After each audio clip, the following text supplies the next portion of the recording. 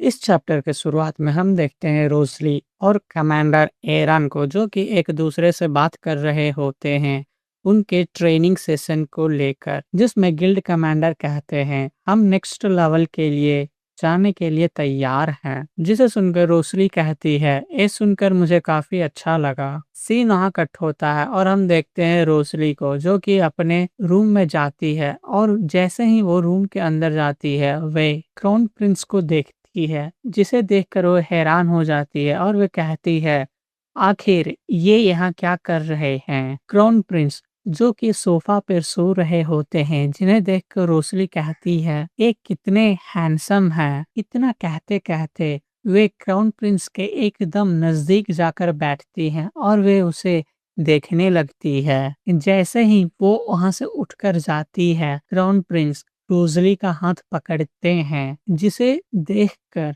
Rosalie चौंक जाती है और वे कहती है आप कब से जगे हुए थे। क्राउन प्रिंस कहते हैं जब से तुम मुझे घूर रही थी तभी से मैं जग गया था, और मैं इसीलिए शांत था क्योंकि मैंने सोचा कि तुम मुझे बहुत ही गौर से देखना चाहती हो। जिसे सुनकर रोसली कहती है क्या आपने वो सब बातें सुन ली। क्राउन प्रिंस मुस्कुराने लगते हैं। रोसली बात को बदलते हुए कहती है सोचा जाए तो मैंने सुबह से आसमान की ओर तो देखी नहीं हूँ। जिसे सुनकर डार्विस कहते हैं अगर ऐसी बात है तो डचस आप मुझे देख सकते हैं। इतने में ही कमरे के बाहर डोलान आ जाता है और वे कहता है डचस मैं डोलान हूँ, क्या आप अंदर हैं। रोसली डोलान के आवाजों को सुनकर चौंक जाती है और वे घबराते हुए कहती है तुम बाहर ही वेट करो,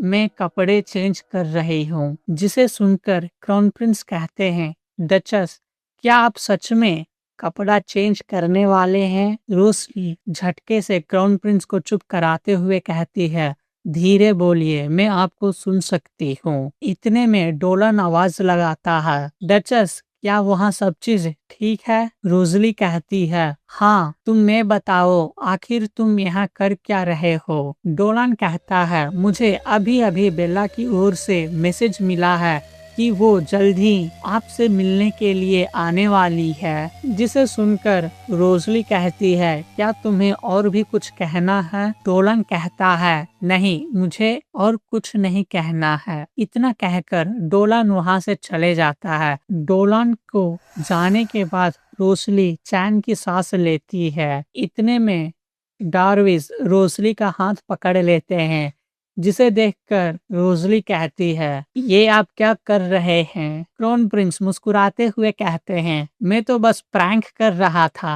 रोजली ये सुनकर बहुत ही ज्यादा गुस्सा हो जाती है और वे कहती है क्या आप कुछ देर के लिए शांत नहीं रह सकते हैं और प्लीज ये प्रैंक करना बंद करें। क्राउन प्रिंस इतने में रोजली के काफी नजदीक आ जाते हैं, जिसे देखकर रोजली कहती है आप मेरे काफी करीब आ चुके हैं योर हाइनेस।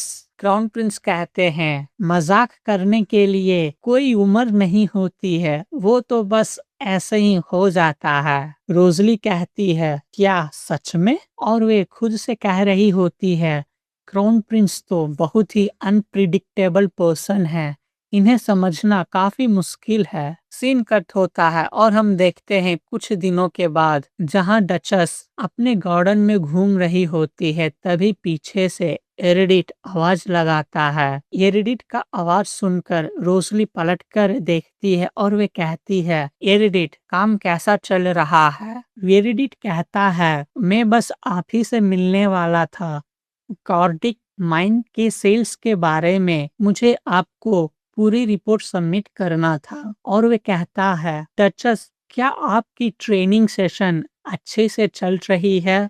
जिसे सुनकर रोजली कहती है हाँ, और वे एरिडिट के कंधे के ऊपर हाथ रखते हुए कहती है तुम अच्छे से काम कर रहे हो, इसी तरह मन लगा के काम करना।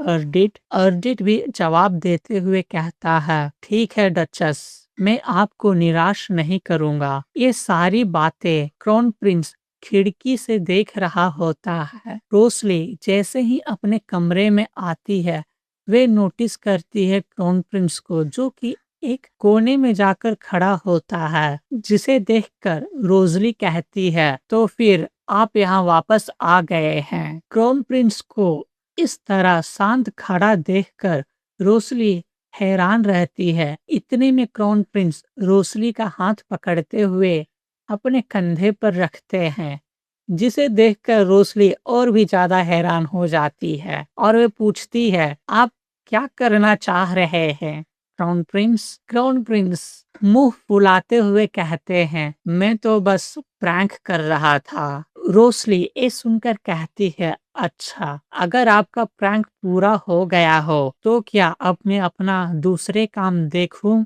मुझे उसे भी निपटाना है। क्राउन प्रिंस रोसली की ओर से ये जवाब सुनकर बहुत ही ज्यादा परेशान हो जाते हैं और वे खुद से कहते हैं, क्या इसने अभी अभी मुझे इग्नोर मारा? रोसली वहां से जाने लगती है। इतने में क्राउन प्रिंस कहते हैं, आप कहाँ जा रही हैं? रोजली कहती है, हमारे मैंशन के नजदीक ही एक जंगल है, मुझे वहां जाना है। क्राउन प्रिंस ये सुनकर हैरानी से रोजली की ओर देख रहे होते हैं। सीन कट होता है और हम देखते हैं क्राउन प्रिंस और रोजली को, जो कि जंगल में पहुंच गए होते हैं। रोजली अपने हाथ में एक पेंट की बाल्टी और कुछ ब्रश भी रखी हुई थी, जिसे देखकर क्राउन प्रिंस कहते हैं, आप पेंट को रखकर यहाँ पर क्या करने वाली हैं?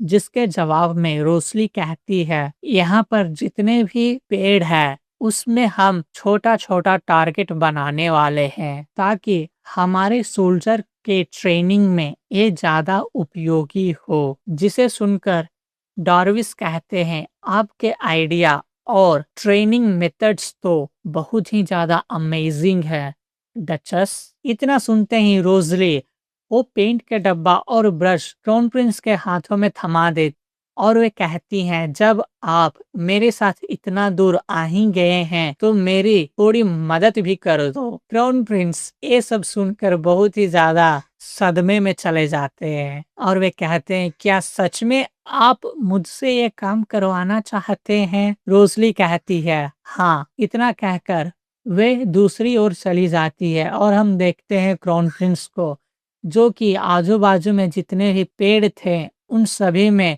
टारगेट मार्क करना चालू कर देते हैं। क्राउन प्रिंस आजू बाजू में जो पेड़ थे उन्हें पेंट करने के बाद रोसली से पूछते हैं, क्या उन्हें दूसरी ओर भी जाकर पेंट करना होगा? जिसे सुनकर रोसली कहती है, हाँ, और वे कहते हैं, ठीक है। इतना कहते ही वे रोसली की ओर जाते हैं और उन्हें अपने हाथों में उठाते हुए वहां से दूसरी ओर चले जाते हैं।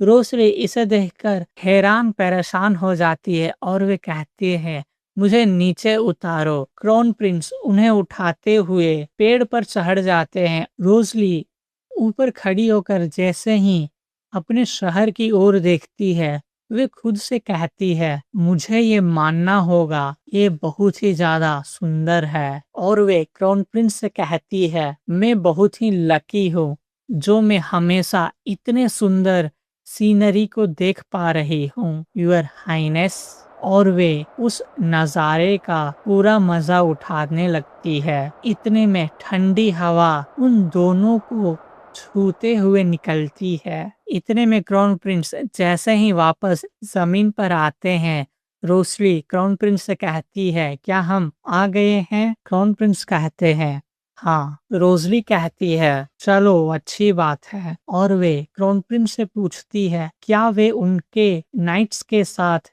टैग खेलना चाहते हैं? क्राउन प्रिंस कुछ देर सोचने के बाद कहते हैं, जरूर, मैं तो इस तरह की खेल में माहिर हूँ। जिसे सुनकर रोसली कहती है, ठीक है, तो फिर आप जल्दी से अपना वेशभूषा बदल लें। इतने में हम देखते हैं क्राउन प्रिंस के हाथों में एक रिंग को, जो कि चमकना चालू हो जाता है।